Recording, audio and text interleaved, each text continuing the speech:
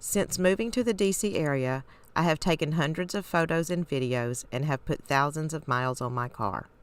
Driving around the National Mall, chasing Marine One when it flies over me, watching Air Force One come and go from Andor's Air Force Base while cruising Suitland, jumping up to Mount Vernon, passing the airport and crawling through Alexandria on the George Washington Parkway, then stopping at an overlook and watching the sailboats on the Potomac.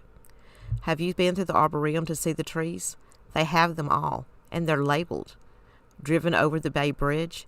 You can pay people to drive you across if you're too scared. Had crab legs from the wharf? Yummy. Ridden the Ferris wheel at Capitol Harbor? Fabulous.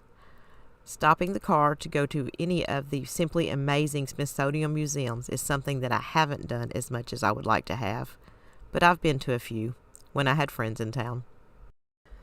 Anyway, I like to drive my car. I like to look. Since I was 11 or 12, I've spent most of my leisure time riding the roads wherever I happen to be living or working. I'm fascinated by the fact that right now I live in the D.C. area. It's hard for me to believe that although I'm usually just sitting in my own little space, when I stick my head up, I'm living on Chesapeake Bay. When I get into my car, in just 45 minutes, I'm within sight of the National Capitol building.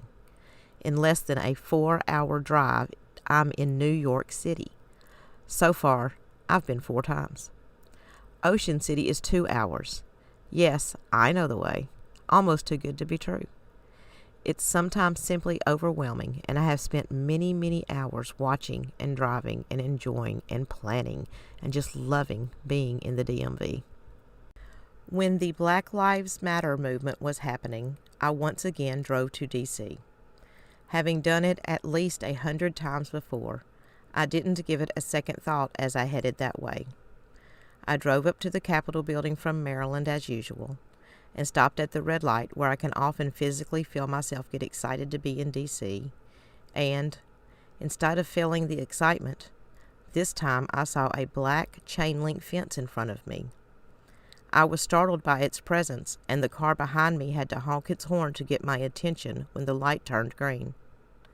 The fence went all the way around the block, and it's a huge block. Driving my usual route, I saw that fencing had been erected around the block of the White House, too. So many people had placed cups or flyers on that fence that it was impossible to see the White House from H Street, a totally unusual occurrence. Multiple police cars were at the intersections, and a lot of the streets I usually cruised were completely closed. There were people demonstrating like I had never seen before. They were simply walking up and down the streets, almost violently yelling their points. It was entirely different from any other time I had been in D.C. I started shaking and had a crazy bad hot flash. Feeling overwhelmed, I stopped the car. A full-blown panic attack? I had never had one before while just driving around. And I've been to Lincoln Park in Baltimore, Watts in L.A., and Houston. I almost jumped out of my skin when someone tapped on my window. To be honest, I have talked to a lot of people in uniforms. I have been stopped more than a few times during my casual DC drives. Going the wrong way, staying somewhere too long. My car's license plates have probably been run by a lot of people with radios. Several of the security people who work around the mall have taken notice of me, because my big white dog's head would be sticking out the moonroof of my big white car. And some weeks, I drive around the mall several days in a row. I love D.C. Once, I was stopped for turning right on red off of Constitution Avenue. When the police pulled up behind me, to my left were the monuments and to my right was the Capitol building. Not only had I turned right on red, and threaded my way through pedestrians to do so, I did it in front of a cop. Now, I was stopped in the middle of the road with those ridiculous red and blue lights flashing at me. The nice D.C. police lady ran my driver's license and car plates through her computer. Her companion cop helped me find my proof of insurance on my telephone app. And I was told to put the new registration sticker on my license plate because the computer showed I'd already paid for it. It was in the car's armrest. I got it pretty close on the license plate to my first try. So, anyway. I have spoken to the DC police a few times in my pearl white Lincoln Mark 8. I have spoken to security guards. I have spoken to representatives from the Department of Homeland Security. I have spoken to miscellaneous people just because their windows were down, or I was close to a sidewalk. Many, many times I have engaged in conversations with people while I'm in my car on my trips around D.C. and St. Louis, Baton Rouge, San Francisco, Garden City. So, I was sitting there parked in my car, trying to breathe through a really bad panic attack when someone tapped on my window. It scared the heck out of me. I jumped and looked around to see some kind of officer in a huge, black, bulletproof official uniform with lots of initials and tactical gear. The little gun, the big gun, the stun gun, the stick, the whole 9 yards. I rolled my window down, like I always do, and before I could say anything, he asked me, "Are you okay?" Completely surprised by his question, I said, "I'm fine." "Why?" He replied, "Because you've been sitting here crying for about 15 minutes. The fact that he knocked on my window only to check on my well-being completely stopped my panic attack. It may have been the surprise, like getting over the hiccups, but I finally quit shaking. 15 minutes. Had I really been sitting there for 15 minutes? Wow. My slow-witted response was probably something as magical as, "Thank you, I'm fine." To which he smiled, then simply replied, "Just be sure to sit here for a little bit longer before driving again."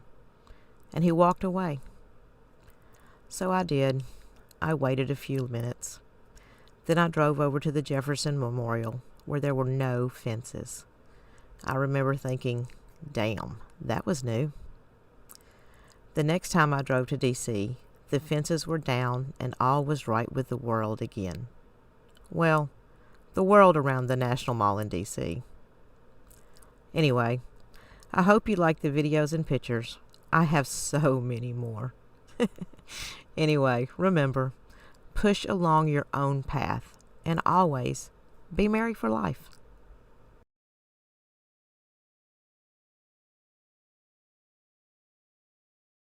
That's Tommy Duncan working down at Ed's Texaco. In that sleepy little one red light town, the only place he's ever known. Cars coming in, headed north, headed south. He swears one day he's gonna follow one out. He reads them out-of-state plates while he's pumping their gas. Yeah, sometimes he writes them down. New York, Arizona, California, Kansas. He's gonna make it somehow. His boss laughs when he tells him his plan. Says, "You ain't going nowhere, son." And Tommy says, "One day I'm gonna get out of here and catch my breath as the cornfields disappear. Follow those white lines through the highway city limit signs. As the world opens up, I ain't looking back. Oh, I wanna be more than a small dot on a map."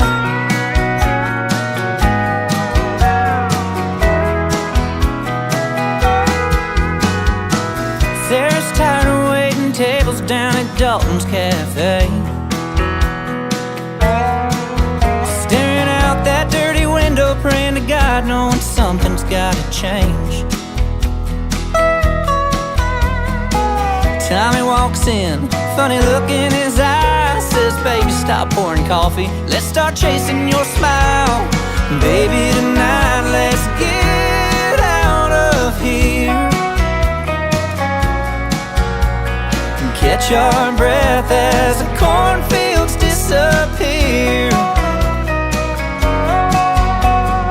Follow those wild lines through the highway city limit signs. As the world opens up, I ain't looking back. I wanna be more than a small dot on a map.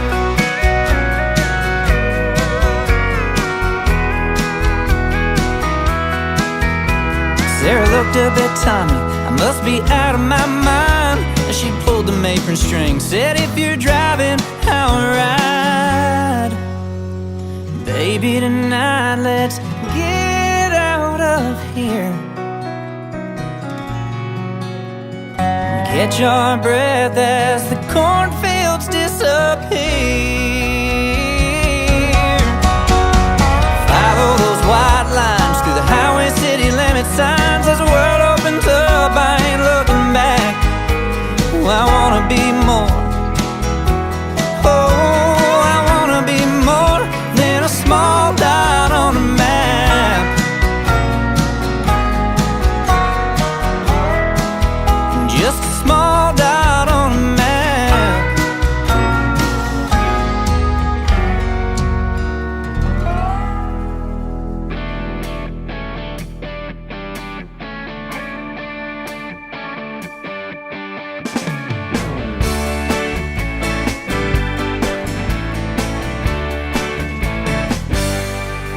There's the door, same old slam, cussing and a fussing, not giving a damn. Grab your beer, grab the remote. Later on, take the time to read the note I left. So long, I'm right, you're wrong. You had a heart, it wouldn't be worth breaking. You had a soul, even the devil wouldn't take it. There's no Jekyll, only Hyde. You crossed over the other side. You probably tear it apart if you had a heart.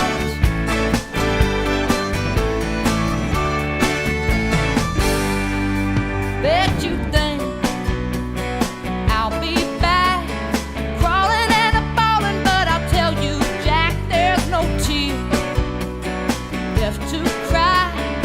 Wouldn't even matter if I told you why I left so long. Who cares? I'm gone. If you had a heart, wouldn't be worth breaking. You had a soul, even the devil wouldn't take it. There's no Jekyll, only Hyde. You've crossed over the other side.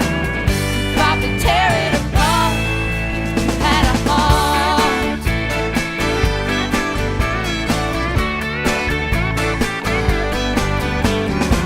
Too many broken promises, I'm over it. You said cross my what? Well, that don't exist.